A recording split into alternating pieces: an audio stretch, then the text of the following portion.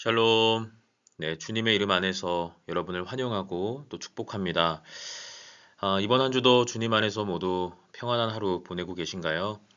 우리 속장님들에게 주어진 시간 속에서 날마다 주님의 이끄심과 주님의 도우심을 여러분들이 발견하고 또 고백할 수 있는 그런 여러분들의 믿음의 삶이 되기를 주님의 이름 안에서 축복합니다. 네, 오늘부터 저희가 12월 마지막 주까지 요한계시록에 나타나는 주님의 은혜를 같이 사모합니다. 요한계시록, 신구약 마지막에 놓여져 있는 책이고 한편으로는 이해하기 어려운 그런 여러 가지 표현들이 많이 등장을 해서 성도님들이 사실 요한계시록을 잘 이해하실 수 있을까라는 좀 노파심도 생깁니다. 하지만 최대한 쉽게 요한계시록에 대해서 좀 알아보고 또 오늘은 요한계시록의 그 본문 가운데 한 교회를 중심으로 한 구절 묵상을 진행합니다. 바로 두아디아라는 이름을 가진 교회인데요. 간략하게 요한계시록이란 어떤 책인지 그 특징을 좀 정리하고요. 두아디아 교회와 관련된 특징도 좀 간략하게 정리해 드리도록 하겠습니다. 자, 먼저 첫 번째입니다. 요한계시록을 지은 저자는요, 그 예수님의 사랑하시는 그 제자, 바로 사도 요한입니다. 사도 요한은 요한복음을 지은 사람이기도 하고요. 동시에 요한 서신을 지은 사람이기도 하죠. 이 사도 요한이 사실은 여러 가지로 평안한 상황 속에서 요한계시록을 썼을 거로 보지는 않고요. 당시에 이제 로마 황제였던 도미티안 황제, 이건 그냥 듣고 흘리셔도 됩니다. 로마 황제였던 도미티안이라는 황제가 굉장히 그 기독교인들을 박해했던 황제 중 한 명인데 그 희생양으로 사도 요한도 반모섬이라는 곳에 이제 유배를 당하게 되고요. 그 유배 당시에 아마도 이 책을 썼을 것으로 봅니다. 이 요한계시록 그렇기 때문에 시대에 어떤 주어져 있는 시대의 그런 악함에 대항하는 책이고요. 그런 가운데 순결함과 복음을 지키기 위한 그런 노력들을 하고 있는 그리스도인을 향해서 더욱더 믿음을 굳건하게 지킬 수 있도록 독려하는 그런 책이기도 합니다. 예전에 저희가 다니엘서를 공부할 때 소개해 드렸었는데 이 다니엘서와 요한계시록은 구약 성경과 신약 성경에 나타나는 대표적인 묵시 문학서입니다. 침묵할 묵자의 보일 시자, 감추어진 것을 드러낸다. 라는 뜻을 가지고 있고 이 내용을 보면 다니엘서도 그렇지만은 요한계시록도 굉장히 많은 상징과 또 묵시적인 표현들이 많이 나옵니다. 어떤 비유와 이런 것들이 굉장히 많이 나오기 때문에 아마도 그래서 성도님들이 이 책을 읽을 때 묵상하실 때 되게 좀 의미가 잘 이해가 되지 않는 그런 경우들을 만나게 되실 건데요. 여하튼 묵시 문학이라는 장르를 가지고 있다라는 정도만 이해하시고요. 자, 요한계시록이 가지고 있는 초점은 무엇일까요? 예수님의 초림, 그러니까 예수님이 처음 성육신하셔서 이 땅에 십자가의 사역을 감당하기 위해서 오셨던 그러한 순간들을 기록한 책이 마테마가 누가 요한복음, 소위 사복음서라면 이 요한계시록은 예수님의 다시 오심, 그러니까 예수님의 재림에 대해서 이야기하고 있는 책입니다. 참, 이것과 관련돼서 좀 우리 교회 올해 목표와 표와 조금 염두에 둬서 생각을 해본다면, 올해 우리 교회 표어가 아멘 주 예수여 오시옵소서이잖아요. 이 고백이 사실은 예수님의 다시 오심을 고백하는 마라나타 가장 중요한 가장 어떻게 보면은 우리가 강조해야 될 표현이거든요. 예수님의 다시 오심에 대해서 이야기할 때 아주 대표적으로 사용되는 표현입니다. 그래서 요한계시록 이것은 예수님의 다시 오심을 소망하는 책이고요. 우리 교회도 올 한 해 그러한 목표와 그러한 표어를 가지고 예수님을 우리 마음판에 그리고 우리의 삶의 주인으로 모시기를 원해서 그러한 고백을 하고 있는 것이다 라고 말할 수가 있고요. 자, 네 번째, 요한계시록의 강조점입니다. 아까도 말씀드린 것처럼 사도 요한은 반모섬이라는 곳에 유배를 당했던 당시에 이 요한계시록을 지었고요. 그렇기 때문에 아무래도 이 고난 중에 놓여 있는 그런 상황에 대해서 많은 부분을 할애합니다. 그리고 이 고난 중에 진정한 예수님의 제자라면 어떤 선택을 해야 하는지에 대해서 초점을 맞추고 있고요. 죄와 사망의 권세로부터 예수님께서는 죽음으로 그 죄와 사망의 권세를 이기셨고 또 예수를 고백하는 구주로 고백하는 모든 이에게 생명과 평안의 길을 인도하시는 분이 바로 예수님이죠. 그 어린 양의 희생과 그 어린 양의 그 죽음으로 이기신 주님의 그 귀한 사역을 강조함으로써 오늘날 이 책을 읽는 독자들에게 수많은 거센 박해와 그런 핍박들이 오더라도 그 가운데 어린 양 예수를 쫓아 죽음을 달리한다 할지라도 다시 말해서 순교를 한다고 할지라도 예수님의 참 제자로 살 것을 사도 요한은 강조하고 있습니다.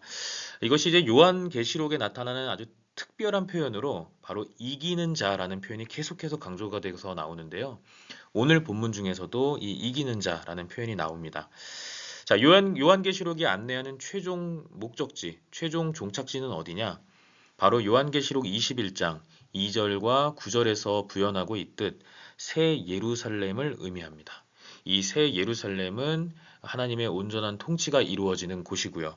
고난 중에 예수님을 따랐던 제자들이 종래에 거하게 될 하나님의 나라 천국이 되는 것이죠. 자, 그래서 사도 요한은 요한계시록을 통해서 이러한 내용을 강조하고 있습니다. 이어서 두아디아라 교회에 대해서 좀 간략하게 살펴보면요. 이 두아디아라는 지역은 그 소아시아 서쪽에 위치한 리디아 지방에 속했던 비교적 비옥했던 성읍이었고요. 이 지역의 특색 그런 산업은 염색 산업이 발달을 했고 또 금속 세공술이 발달을 했어요. 그러니까 사람들의 왕래가 잦았던 산업 도시였었고요. 그러니까 자연스럽게 이러한 외부의 유입이 좀 자유로운 곳에는 필연적으로 우상이 유입되기 좋은 곳이었죠. 그래서 두아디라 지역은 굉장히 산업적으로 발달했고 비옥한 성읍이었지만 동시에 우상이 유입되기 참 좋은 곳이었고요. 두아디라 그 지방 안에 있는 이 교회에도 그러한 우상의 위협이 젖어들었던 것이었다라고 말할 수가 있습니다. 자, 그렇지만 그런 가운데서도 두아디라 교회는 사랑과 믿음과 섬김 그리고 인내의 열매를 맺었다라고 이야기하면서 칭찬을 받았던 교회이기도 해요. 하지만 동시에 책망을 받았던 교회이기도 한데 그것은 앞서서 말씀드린 것처럼 우상의 유입 속에 우상 숭배와 음행에도 빠졌던 교회였습니다. 그리고 그러한 우상의 유입을 알면서도 간과했거나 내지는 그것을 용납했던 교회였기 때문에 회개에 합당한 열매를 맺을 것을 강하게 책망받았던 교회가 바로 두아디라 교회입니다. 이 부분은 오늘 우리가 같이 살펴볼 본문에 등장하는 표현입니다. 한편 두아디라 교회 출신인 그 인물을 소개한다면 사도 바울이 빌립보에서 활동했던 당시에 복음을 받아들였던 자색 옷감 장사였던 루디아라는 여성이 있습니다. 이게 이제 사도행전 16장 14절을 여러분들이 한번 펼쳐서 읽어보시면 나오는 인물인데요. 이 인물이 바로 이 두아디라 교회 출신이었고요. 이 루디아라는 이 여인이 차지하는 위치는 그 바울의 선교 사역 가운데 이제 복음을 받아들였던 그래서 회심했던 사람 중에 이 유럽에 머물렀던 사람 중에서는 최초의 여성 신도였어요. 그렇기 때문에 이 루디아라는 사람의 그런 자리가 굉장히 중요하고요. 여하튼 두아디라 교회 출신이었던 이 여성도 루디아가 사도 바울의 사역 가운데 회심했던 인물 중 한 명이다라는 것을 소개해드리고요. 이러한 내용들을 바탕으로 오늘의 주제는 이제 두아디라 교회와 관련된 본문이고 주제는 하나님의 일을 끝까지 지키는 자. 이러한 사람은 이제 이기는 자가 되겠죠. 이러한 주제를 가지고 살펴볼 텐데요. 제가 한번 배경을 읽어보겠습니다. 요한계시록의 첫 단락은 7교회에 보낸 편지입니다. 예수님은 7교회에게 어려움에서 이기고 인내하여 끝까지 말씀을 지키라고 당부하셨습니다.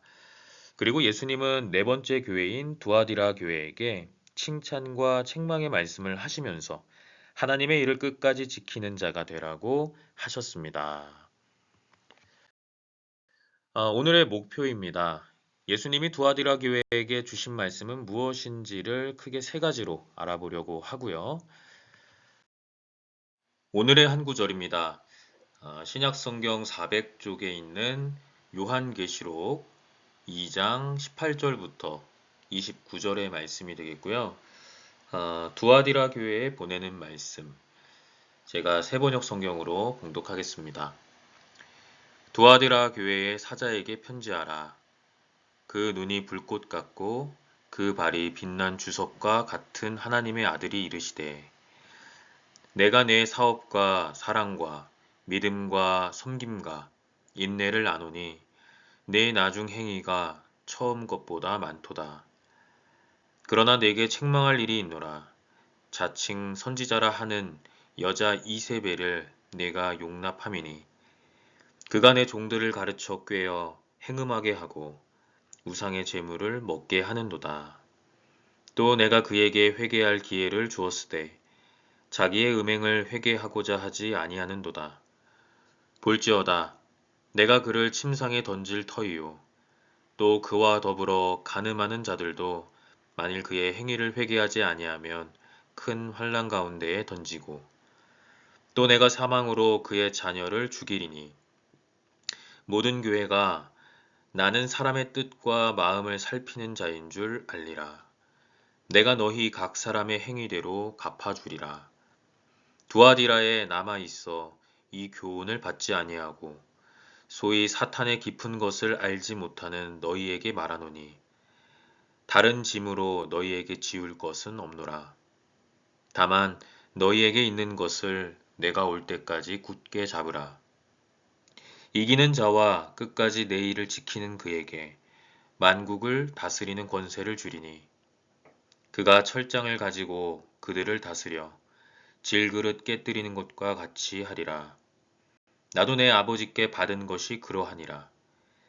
내가 또 그에게 새벽 별을 주리라. 귀 있는 자는 성령이 교회들에게 하시는 말씀을 들을지어다. 아멘.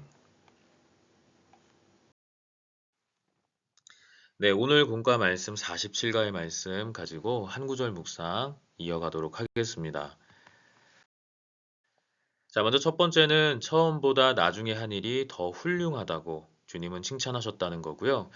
두아디라 교회에게 말씀하신 하나님의 아들은 눈이 불꽃 같고 그 발은 노새와 같다고 지금 표현을 했는데, 자, 여기서 불꽃 같은 눈을 가졌다라는 것의 의미는 사람의 뜻과 마음을 살피는 자라는 뜻이라고 하고요. 노새 같은 발을 가졌다는 것은 견고하게 다스리는 권세를 가진 자라는 뜻을 지니고 있다고 합니다. 두아디라 교회를 살펴보신 예수님은 아까 처음에 우리가 살펴봤던 것처럼 크게 사랑과 믿음, 섬김과 인내의 행위를 처음보다 많고 훌륭하게 열매 맺고 있음에 대해서 칭찬을 하셨고요. 예수님은 두아디라 교회의 이러한 모습을 고난 중에 끝까지 견디고 이기는 자의 모습이라고 칭찬을 하셨다라는 거죠. 자, 그런가 하면 이제 두 번째 내용은 예수님으로부터 책망을 받았던 부분이 이제 나옵니다. 바로 이세벨을 용납했다고 책망하셨는데요. 20절부터 24절의 내용이 이를 잘 요약하고 있고요. 자, 이세벨이라는 인물은 바알 우상을 숭배하면서 믿음의 사람들을 잔인하게 박해했던 구약의 인물입니다. 이세벨과 같은 이름을 가진 여자가 두아디라 교회 안에서 자칭 선지자라 주장하며 활동을 했고요. 자, 먼저 그 구약의 인물 이세벨에 대해서 간략하게 좀 정리를 해보면요. 자, 이 인물은 이스라엘 역사 가운데 악한 왕으로 여겨졌던 대표적인 왕이죠. 바로 북이스라엘 제7대 왕이었던 아합의 아내였고요. 또 성경에서 주장하고 있는 여러 타락한 여인 가운데 가장 악랄하고 타락한 여인으로 기록되어 있습니다. 열왕기상 그 21장과 열왕기하 9장을 보면 이 이세벨의 행적에 대해서 잘 이야기하고 있는데, 예를 들면은 자신의 남편인 아합을 바알 숭배자로 만들어 버리고요. 또 그 유명한 엘리야를 죽이려고까지 했었고요. 또 나봇이라는 사람이 가지고 있던 그 포도원을 갈취하기 위해서 나봇을 살해했고요. 아주 잔악무도한 행동들을 하면서 당시 시대 속에서도 아주 타락한 여인으로 그려지고 있고요. 이러한 이세벨에 대한 행적은 성경 전반에서 그리고 오늘날 성경을 읽는 우리들에게도 가장 악랄하고 타락한 여인으로 우리에게 이제 묘사되고 있죠. 열왕기하 9장 30절부터 37절의 내용을 잘 한번 보시면요. 당시에 예후라는 사람이 이 이세벨을 이제 죽이는데 이세벨을 떨어뜨려서 이제 이세벨의 시체를 찾을 수 없을 정도로 개들에게 던져주며 이제 이세벨이 아주 어, 이보다 더 처참하고 굴욕적으로 죽을 수 없게끔 이세벨의 최후를 그렇게 만들었습니다. 다 읽을 수는 없고 열왕기하 9장 35절부터 37절의 말씀을 제가 한번 읽어보겠습니다. 가서 장사하려 한즉 그 두골과 발과 그의 손 외에는 찾지 못한지라. 돌아와서 전하니 예후가 이르되 이는 여호와께서 그 종 디셉 사람 엘리야를 통하여 말씀하신 바라. 이르시기를 이스라엘 토지에서 개들이 이세벨의 살을 먹을지라. 그 시체가 이스라엘 토지에서 거름같이 밭에 있으리니 이것이 이세벨이라고 가리켜 말하지 못하게 되리라 하셨느니라 하였더라. 개들에게 이세벨의 시체를 이제 마치 거름과 같이 던져주고요. 그 시체가 이스라엘 토지에서 거름같이 밭에 있는데 이게 누가 보더라도 이세벨이라고 단정짓지 못할 만큼 그 시신을 훼손시키겠다라고 이야기한 것이죠. 아무튼 이세벨의 최후는 이러한 참 굴욕적인 최후였고요. 자, 두아디라 교회 안에서도 이 이세벨의 이름과 동일한 이름을 가졌던 한 여자가 자신이 자칭 선지자라고 이야기하면서 이제 음행을 일삼고 행음하도록 두아디라 교회 안에 있는 교인들을 이제 어렵게 신앙적으로 힘들게끔 오도하게끔 만들고 있었다라는 것이죠. 자, 그래서 이러한 가운데 주님은 두아디라 교회에게 회개하지 않을 경우 큰 환난 가운데에 던져질 것이라고 경고하셨고요. 나아가서 회개하지 않은 그들의 자녀들까지도 사망에 이를 것이라고 말씀을 하셨습니다. 우리도 살아가면서 주님보다 더 주인처럼 여기는 것들, 우리도 한번 잘 돌아보기를 바랍니다. 그러한 가운데 우리의 삶이 아무런 이상 없이 살아간다고 무언가 신앙적으로 교만하고 또 게을렀다면 우리가 무엇을 회개해야 하고 무엇으로부터 돌이켜야 하는지를 잘 생각해보고 그것에 대해서 회개하며 다시금 주님 앞에 나와야 할 줄을 믿습니다. 왜냐하면 이 말씀처럼 주님은 회개하지 않는 자에게 큰 환난을 더하시겠다고 분명히 엄중히 경고하셨고요. 또 회개하지 않는 우리와 뿐만 아니라 우리의 자녀들까지도 사망에 이를 것이라고 주님은 경고하셨기 때문에 우리의 자리에서 우리의 삶의 자리에서 주님보다 더 주인으로 여기고 살아갔던 가치들이 있다면 그런 것들을 내려놓고 주님 앞에 날마다 회개의 자리로 나와야 할 줄을 압니다. 네, 마지막으로 세 번째입니다. 처음의 것을 굳게 잡으라고 부탁하셨고요. 예수님은 두아디라 교회에게 지금의 모습을 지키기 위해 너희에게 있는 것을 내가 올 때까지 굳게 잡으라 라고 하셨습니다. 그들에게 있는 것은 처음부터 있었던 사랑과 믿음과 섬김과 인내의 행위들이었습니다.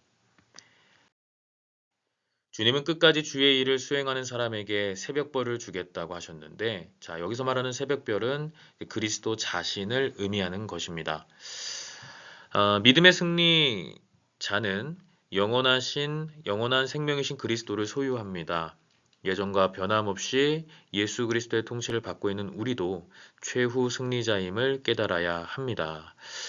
자, 요한계시록 22장 16절 새벽별에 담긴 예수 그리스도를 한번 찾아보겠습니다. 예수님이 이렇게 직접 말씀하시는 거죠. 나 예수는 교회들을 위하여 내 사자를 보내어 이것들을 너희에게 증언하게 하였노라. 나는 다윗의 뿌리요 자손이니 곧 광명한 새벽별이라 하시더라. 아멘. 자, 예수님은 자기 자신을 새벽별이라고 이야기하셨는데요. 요한계시록에서 새벽별은 이제 예수 그리스도를 의미하는데, 자, 성경에서 또 새벽별을 뜻하는 표현이 등장합니다. 새벽별이라는 표현 자체로는 이야기하지 않지만 이제 계명성이라는 표현, 이게 이제 어, 이사야서에서도 등장을 하는데요. 이사야서 14장 12절에 이러한 표현이 나옵니다. 너 아침의 아들 계명성이여 어찌 그리 하늘에서 떨어졌으며 너 열국을 엎은 자여 어찌 그리 땅에 지켰는고 라고 이야기를 합니다. 자, 우리말로 이제 계명성이라고 번역을 하고 있는데 이게 영어로 보면은 모닝스타고요. 이 모닝스타라는 말을 그냥 직역하면 새벽별이 됩니다. 이게 달리 말하면 이것은 예수님을 상징하는 게 아니고 이제 루시퍼, 다시 말해서 사탄을 상징하고 있는 말이고요. 자, 그래서 요한계시록 22장 16절에는 새벽별이 예수 그리스도 자신을 의미하는데 이 이사야 예언자에 의해서 이야기됐던 이 계명성은 이 계명성은 이제 사탄 혹은 루시퍼를 의미한다라는 거 확인하시고요. 자, 그래서 결국은 이 새벽별 예수 그리스도를 우리가 잘 바라봐야 하겠고요. 요한계시록 22장 그 마지막에 이야기하고 있는 그 새벽별 바로 우리에게 빛이 되어 주시는 주님을 바르게 믿어야 한다는 사실을 이제 사도 요한은 이야기하고 있는 것이죠. 자, 그래서 결국은 예나 지금이나 우리는 예수 그리스도의 통치를 받고 있기 때문에 우리 역시도 사도 요한의 시대에 놓여져 있었던 수많은 독자들 그리고 순교를 통해 제자의 삶을 살았던 수많은 순교자들뿐만 아니라 우리 역시도 최후 승리자임을 깨닫고 날마다 어떠한 상황 중에도 주님을 온전하고 바르게 고백하며 믿는 그런 우리의 신앙, 우리의 믿음 생활이 되어야 할 줄을 믿습니다. 네, 마지막으로 나눔 노트 오늘은 질문 한 가지를 준비했습니다. 두아디라 교회 교인들은 분명 주님으로부터 칭찬을 받았던 교회이지만 또 한편으로는 책망을 받았던 교회이기도 했습니다. 자, 이러한 부분을 우리가 한번 생각해 보면서 내 신앙생활에서 성장해야 할 부분은 무엇이라고 생각하시는지 한번 우리 자신을 돌아보는 시간이 되었으면 좋겠습니다. 이를테면 기도 생활을 회복해야 하겠다. 혹은 내가 교회 안에서 헌신하고 봉사하는 일에 더욱더 내 마음을 쏟아야 되겠다. 말씀을 대하는 나의 자세, 혹은 주님의 복음을 전하는 일에 내가 더 성숙해지고 성장해야 한다라고 여러분들 나름대로 여러분들의 신앙생활을 한번 돌아보시면서 각자의 생각을 나눠주시고 그러한 결단이 여러분의 삶 속에서 나타나기를 간절히 바랍니다. 네, 마지막으로 공동신앙 고백 다 같이 고백하고 마치도록 하겠습니다. 교회는 주의 말씀을 통해 건강하게 세워집니다. 두아디라 교회는 사랑의 섬김과 믿음의 인내로 칭찬을 받았지만 우상 숭배와 음행과 우상의 제물을 먹은 일로 책망을 받았습니다. 예수님은 오늘도 교회 공동체를 향해 끝까지 이기는 자가 되라고 말씀하십니다. 이기는 자는 만국을 다스리는 자로 영원한 생명을 소유합니다. 네, 오늘 공동신앙 고백의 내용처럼 이기는 자가 되시고요. 또 영원한 생명을 소유하는 하나님의 일을 끝까지 지키는 자들이 되시기를 간절히 바랍니다. 네, 이번 한 주도 주님 안에서 평안하시고 강건하시고요. 또 말씀에 담겨 있는 주님의 음성을 날마다 깨달으시며 한 주간 일상 속에서 복음으로 이기는 자의 삶을 사시다가 주일에 반가운 얼굴로 인사드리겠습니다. 감사합니다.